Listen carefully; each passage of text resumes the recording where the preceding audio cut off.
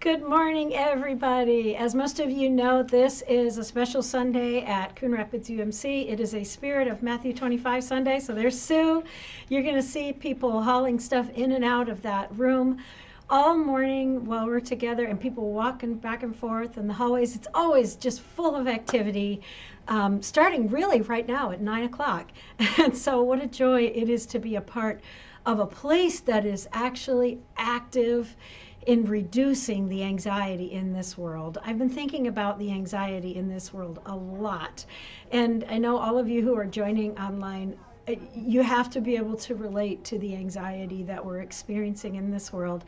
There's so much anxiety over our election cycle coming up, so much to worry about.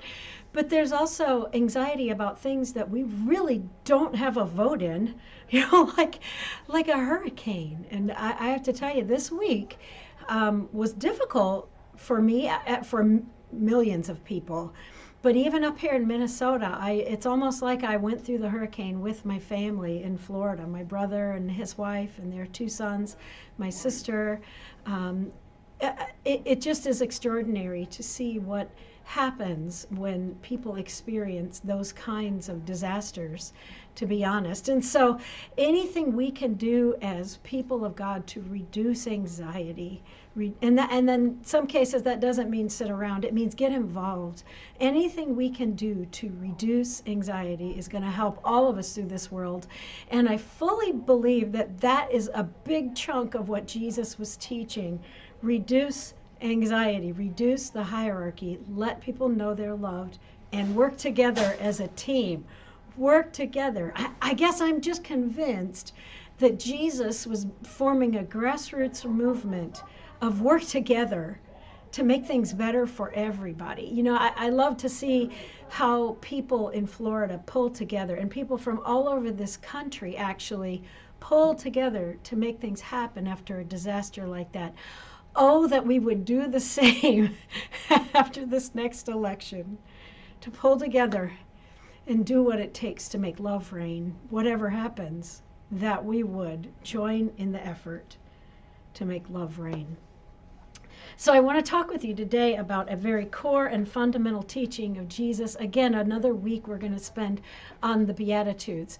And I want to say, in full disclosure, that if you were present in person last week and you're online this week, I was not very happy with the way I handled last Sunday's sermon in person. So if you were in person and you're still kind of confused about what we were talking about, then check out last Sunday's online sermon, which happened at 7 p.m. because of a power outage at the church. But watch that. It might help you. And hopefully I said things in a little better way. Good morning to you also, Pam, Christine, and Dan. All of you guys, it's good to see you. So let's continue with the Sermon on the Mount today and the Beatitudes from Matthew 5, 1 through 12. When Jesus saw the crowds, he went up to the mountain.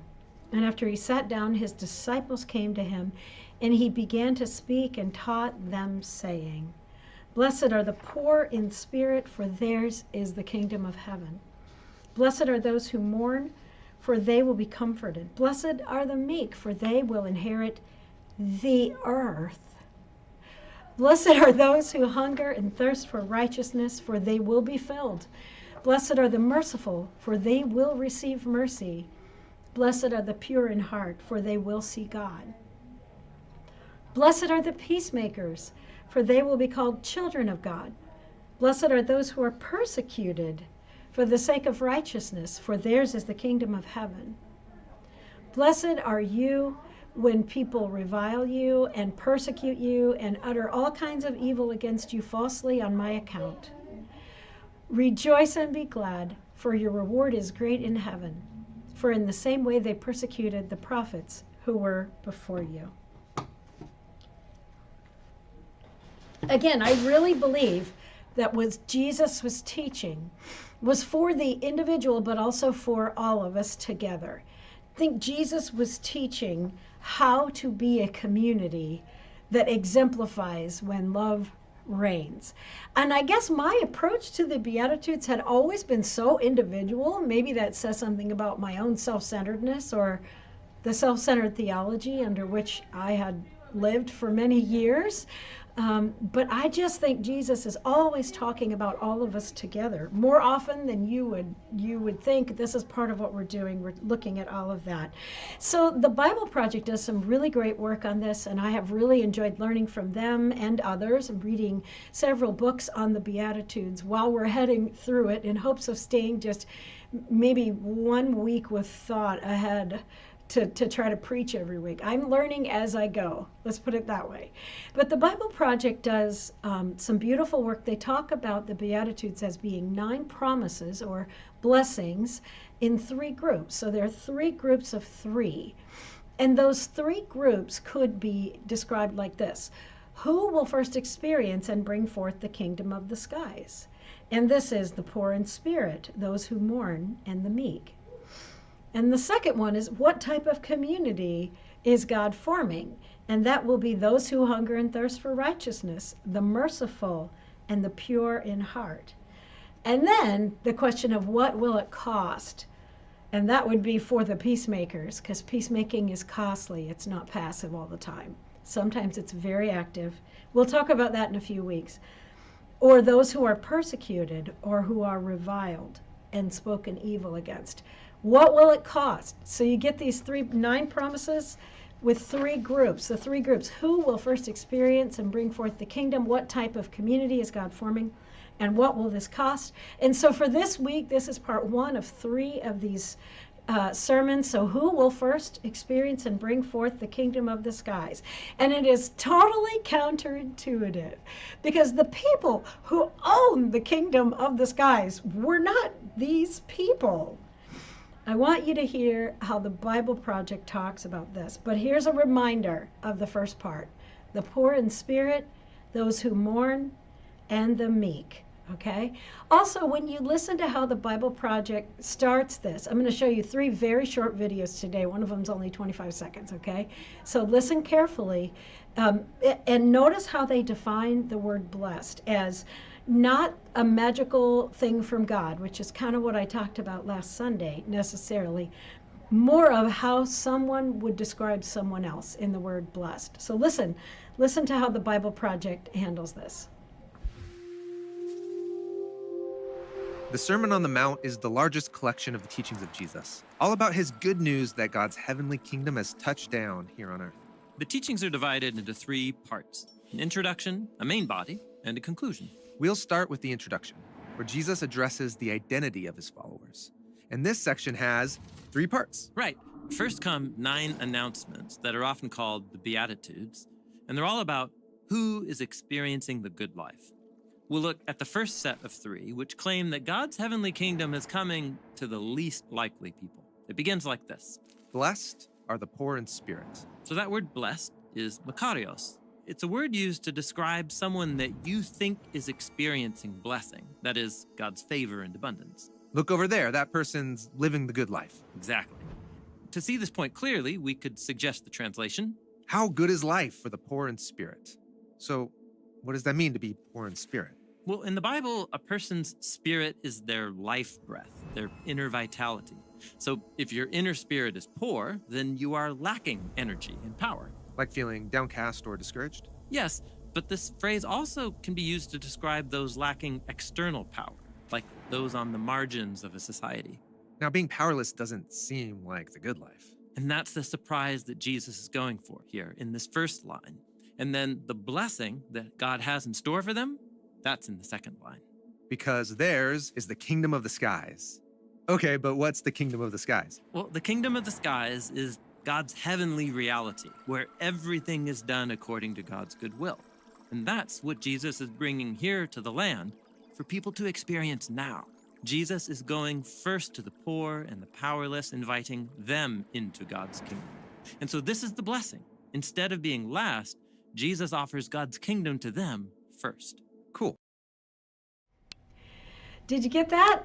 So what they described here was the good life, and how the good life is how people will be perceived, and then the promise is second, because they will receive the kingdom of heaven, they will be comforted, and they will inherit the earth. And that is how they will experience the good life. So here's a reminder: the good life belongs to those who are poor in spirit, who are mourning, and who are weak. And that, again, that is totally counterintuitive to the way you would think, because at that time, people who were blessed were the people who had power, the people who had position and money. Those were the people who were considered blessed. So for Jesus to call these people blessed was completely weird. I want to talk about this just a little bit, because my impression of what poor in spirit has meant over the years has once again been a reflection of what I think is the self-centeredness that I thought about in my own faith, and also maybe a little part of the tradition in which I was raised. Being poor in spirit for me had been spiritualized, meaning I think I'm worthless. Poor in spirit was used as a part of original sin to tell me I was, quote, nothing without God, and that I could not do anything worthwhile or valuable without God. Well, this usage of this, and again, my resource is the Bible Project. I encourage you to listen to that podcast that Michael just shared. Thank you, Michael. It's really good. Just really listen to it. It might bend your mind a bit, but it's great. They don't mean, the original language for this does not mean those who are spiritually poor or sinners. And that's how I was kind of taught to think about this.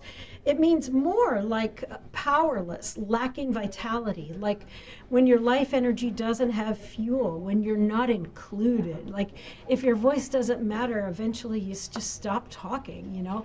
It's that feeling of just being discouraged, left out. When your life energy doesn't have fuel, I think that's a great way for them to talk about it. But also, Jesus is speaking on a social level too.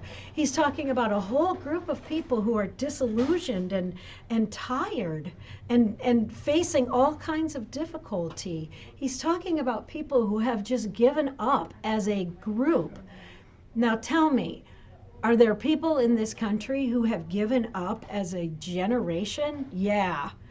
This is who Jesus is talking with, people wait, let me back up. Are there people who experience homelessness who have given up? Yes, they are poor in spirit, meaning they lack the vitality and they're unable to go forward. And Jesus doesn't name this as something to be ashamed of at all. He names this as something that will be different when we learn to love each other, as the kingdom of God asks us to do. I want to go forward with this. So this is the one about poor in spirit. The next one is about people who mourn. I want you to watch the Bible Project's version of this before I talk about it. This is a very short video, so here you go. The next one is, how good is life for those who grieve, because they will be comforted. People lacking power usually have to face a lot of hardship, loss, and grief. But Jesus announces that a time of comfort is coming. So what you have here is not a list of separate items. They're actually connected. Those who are poor in spirit, those who lack vitality, left out, or are exhausted, down, are also those who are grieving. Think about this for a minute. You may be grieving the life you thought you would have. People may be grieving the potential of their world. We may be grieving the losses that other people experience. It's a corporate thing as well as an individual thing. But let's look at this. When Jesus is talking about mourning, he's talking about people who are experiencing death, yes, and death of a loved one, but also loss, massive loss. There's a lot of grief over losing health, losing a home, losing time, losing all sorts of things, okay? But he is also talking about people who are willing to see and feel the painful things in our world. I want you to think about this for just a minute. I think there's a huge number of people who are feeling and experiencing massive grief over what's happening in the Middle East and the massive violence that keeps occurring, like to everyday people and even children. It's just horrific. And I think there are people who are experiencing grief about the way immigrants are handled. That's all I'll say about that. There are people who are experiencing grief for the LGBTQ community as they have been left out of Christianity in so many places, in so many ways. We are willing to see how other people are hurt, and we're grieving over their loss, even if it's not necessarily our own alone.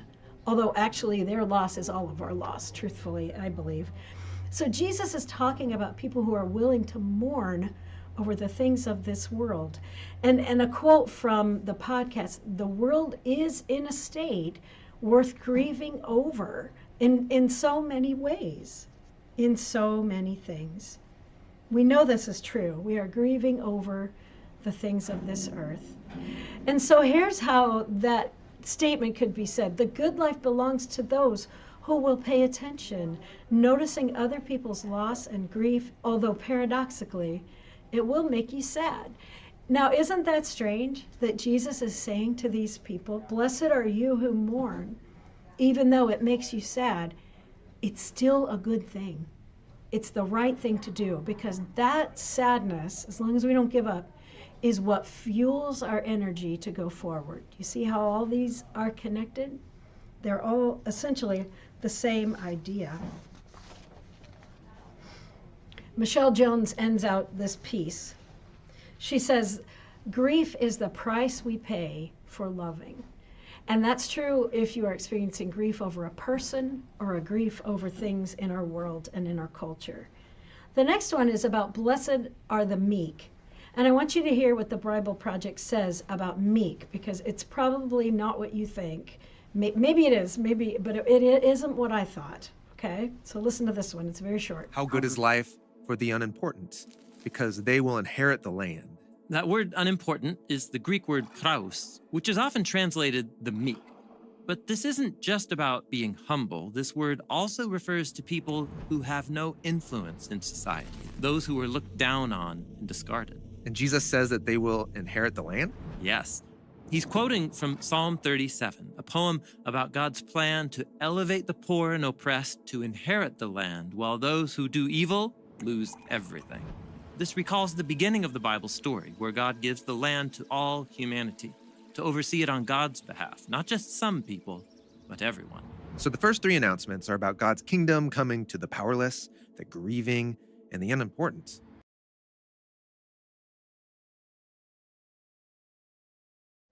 Did you catch all of that? I got a weird indication on my phone. I hope I'm still back with you guys. Somebody send me a yes, you're still on, so I know what's going on. I just got a weird note. I want to talk about how they talked about people who are meek. They referenced that it can mean people who are humble, sort of, kind of. Humility is something that people can put on, but when I research this across other things, I see, oh, it just came back on. Okay, thanks, Christine. I guess I did fall off for a few minutes. No idea why. I hope that did you guys see the video? Were you able to watch that? Okay. I'm just going to keep going. I hope so. Meek doesn't really mean humble so much, and it does not mean self-deprecating. Again, that tie to the teachings of original sin that tell you you're worthless without God, that teach people that they have no value as a horrific, the same thing, as a sinner in this world. But that's not what Jesus is addressing here, meek, when he says, blessed are the meek. Not at all. He's more talking about people who are unimportant to others, who are considered outcasts, who are vulnerable because of it. These are people who cannot change their social standing. They don't own land. They don't have power. They are stuck in a situation where they are lower. And there's even a link this, people who are oppressed and need to be rescued or saved. And they reference this. They reference the fall of the temple and the loss of their land, their exile to Babylon, all of these things. The Israelite people experienced incredible loss. The land that they were on at that time was owned by the Roman Empire, who took over and was in charge of them. They had become a people who, yes, thank you, Vonda, that's a great way to say it. They had become a people who were pushed down, pressed down, left out. in need of justice. So think about this corporately. When Jesus is saying, blessed are the meek, he's saying, you will inherit the land. You will be okay. This is explosive political language. Okay? Okay, this is what happens when love reigns. When love reigns, those who are poor in spirit or powerless, who are mourning personally, corporately, there we go, poor in spirit, powerless, who are mourning personally and corporately, who are meek, unimportant, outcast, and need of justice. This is what happens. This is what happens when love reigns. When love reigns, all of this changes and becomes made new. So why would Jesus bring the kingdom to these people first? You know, you might think that Jesus would have had a more effective strategy by taking this to the leaders, right? By coming to earth and just going straight up to the top, straight to the people in charge, and using the power of God through, as last week I talked about, a magic wand or whatever it is, to just make them see the light, or as some people tend to say sometimes, pound the truth into their heads. Oh, I don't see Jesus. If you see people who operate that way, that's counter to Jesus' strategy. Jesus' strategy truly was the base. Jesus went to the people who were considered to be at the bottom and said, this is going to be great for you. And it should be great for you. Yes, thank you, Wanda. I agree completely. So why the powerless? Why people who have no power? Why would Jesus take his message to people who have no power? Really, truly. Because people who are powerless will more easily grasp and understand the upside-down value system of the reign of God. Basically, this is saying that people of privilege will have a harder time understanding what it means to not have that privilege. It's just reality. It's just how we function as human beings. It's not as easy for me personally to understand what it feels like to have no home, to have no voice. I mean, to maybe not even speak the dominant language in a place. I mean, the closer I am to people who are experiencing those things, the more I do understand, but I'm not there. So Jesus would go to the powerless because, man, they would get it.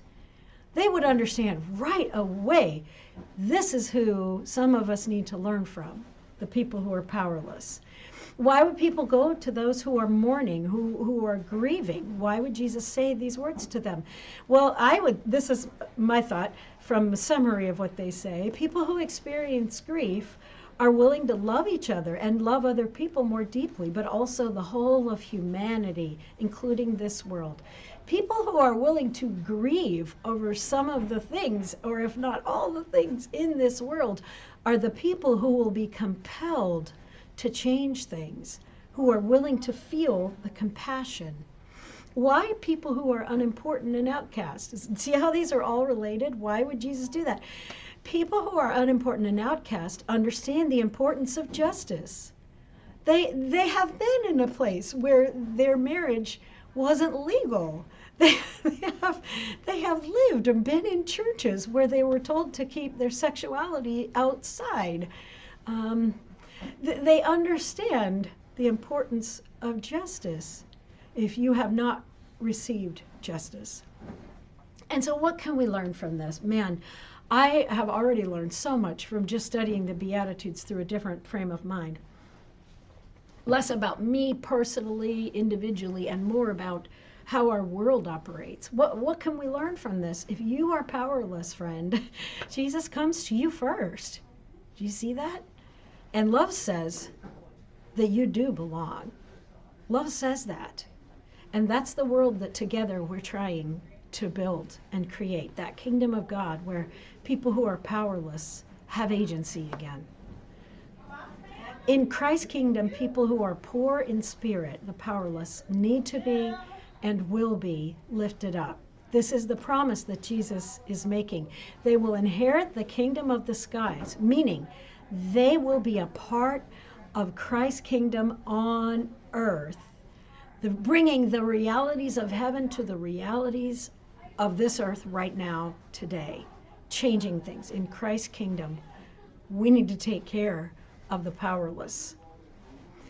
And what can we learn? We can learn, I want to say to you personally, if you are experiencing grief over a loved one or mourning over the whole of this world and everything in between, Jesus says that when we work together, when love reigns, you and all of us will be comforted. It doesn't mean everything will get fixed, but we'll be comforted by the work that we do together. People who are experiencing grief need to be comforted by the people who surround them. But the action that we take together also brings comfort, because ultimately we offer hope. You know, this was one of the things that my mom said to me in the last year or so of her life. She started saying to me, I'm so much more hopeful about the future of the church and of Christianity when I see what you guys are doing at Coon Rapids UMC. And I see other people in this world who are honestly just trying to love everybody. It makes me more hopeful. She talked about this in between other things. She had Parkinson's disease, but she did say those things to me. It matters. When we love each other, we bring hope to a world that is afraid, that is grieving, is lost. If people treat you like you're unimportant, this is about the meek piece, in this world, God's love says that you matter and you will be included.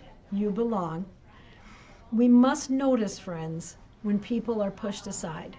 We must center those people, hear their voice, and learn how to love them better while we work to correct the systems and people who perpetuate the marginalization. I really believe this very strongly. We need to do both. We need to love and listen and bring about the kingdom that Jesus is leading us to. Remember Tim Mackey's incredible quote from a podcast that I referenced last week, and it's a very evocative statement. Prayer is answered through the medium of relationship. And so when people who are struggling, when they are poor in spirit, when they are grieving and mourning over whatever, a loss or their life or the world, whatever it is, and people who are pushed aside and marginalized, their prayers are answered when our relationships are strong and healthy, when we work together, when love reigns. When love reigns. See, Jesus' call to us in the Beatitudes is less about what you and I are and what you and I do, although it is about that. It is also, and maybe more so, about how we are together. The Beatitudes are asking us, Jesus' first teaching is asking us to examine who we love and how we love, and how we work together to make hope come alive in this world. I hope this has been helpful for you. This is a little more of like core teaching today. If this message has helped you think more broadly about how you've heard the Beatitudes and all of these kinds of phrases, I hope that has meaning for you. If this message you think would be helpful to someone else, I don't need my voice heard. Share the ideas, share the links. You can share this message if you want. I just hope that we will realize the grassroots nature of Jesus' movement. Let's get connected to that base grassroots movement of Christ in his teaching to the people of this earth and to all of us.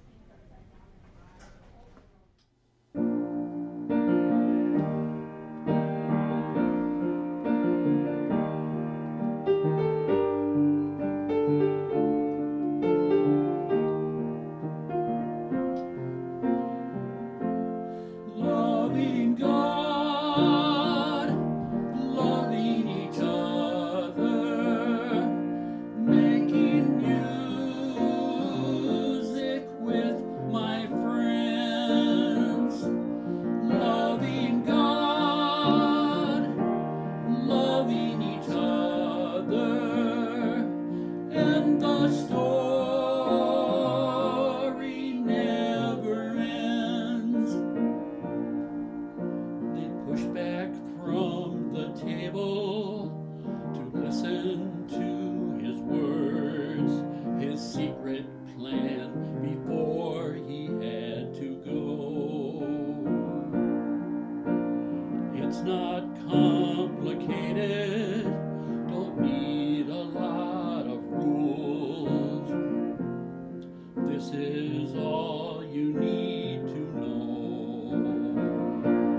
Loving God, loving each other, making music with my friends.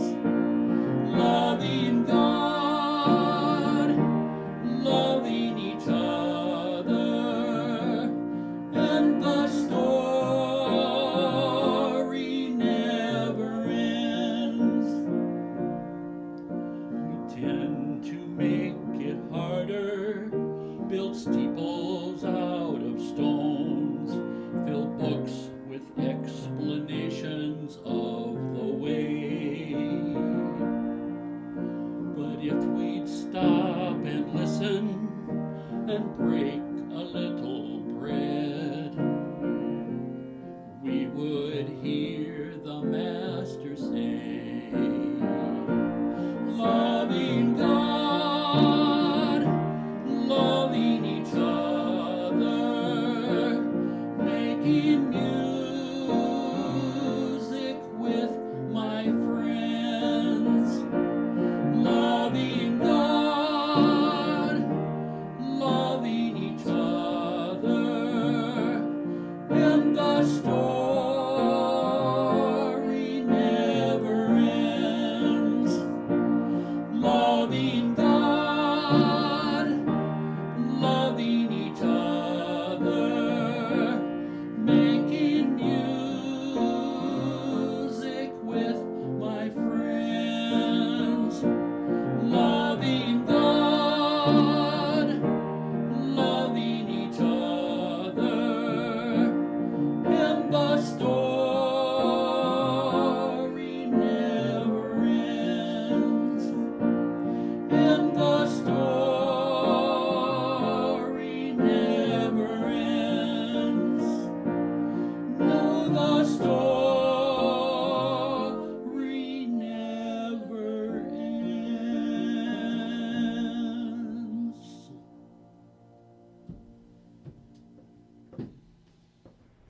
So have hope, friends. You and I will all experience the beauty and the blessings of God when we learn to work together better as a community. And this affects all of our relationships, every one of them. The healthier that we are, the more that Christ can be seen. And this is in every regard, I'm convinced. It does start with us as individuals, but it starts with our willingness to work together. Truly, I believe that. So take care, everybody. I hope you have a good week. I hope somehow this has helped to reduce your anxiety a little bit as we go forward in this season together. I'm praying for you, thinking of you, and definitely praying for our world. Take care, everybody, and much love. I will see you soon.